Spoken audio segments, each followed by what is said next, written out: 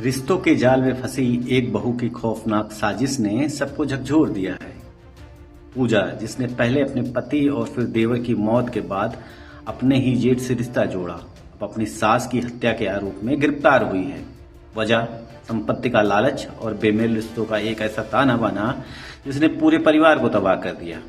कहानी शुरू होती है झांसी से, जहां पूजा नाम की महिला ने अपनी सास सुशीला देवी की हत्या की खौफनाक साजिश रची।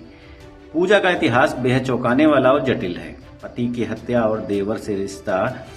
पूजा ने पहले अपने पति को अपने देवर कल्याण सिंह के साथ मिलकर मौत के घाट उतरवा दिया था।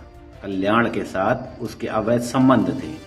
पति की मौत के बाद पूजा और कल्याण झांसी में लिव इन रिलेशनशिप में रहने लगे, लेकिन कहानी यही खत्म नहीं होती है। कल्याण की भी रहस्यमय परिस्थितियों में मौत हो गई।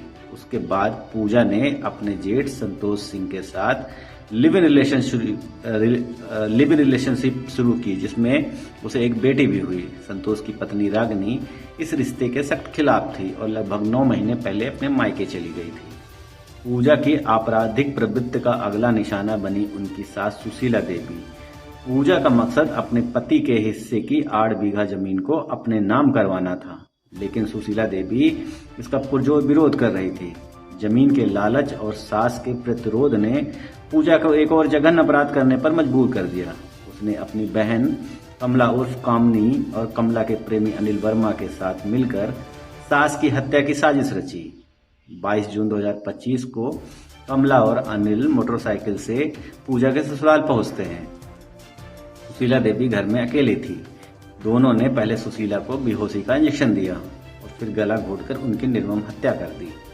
हत्या के बाद पूजा और उसकी बहन ने लगभग 8 लाख रुपए के जेवर लूटे और मौके से फरार हो गए। पूजा ने पुलिस को बताया कि वो अपने हिस्से की 8 बीघा जमीन बेचकर ग्वालियर में बसना चाहती थी, लेकिन सास सुशीला इसके खिलाफ थी, जिसके चलते हत्या की यह भयावह साजिश रची गई। इस जघन्य हत्याकांड के बाद पुलिस ने त्वरित कार्रवाई की। पूजा और उसकी बहन कमला को हत्या के आरोप में गिरफ्तार कर जेल भेज दिया गया। फरार प्रेमी अनिल वर्मा को पुलिस ने 1 जुलाई 2025 की रात एक मुठभेड़ में धर दबोचा।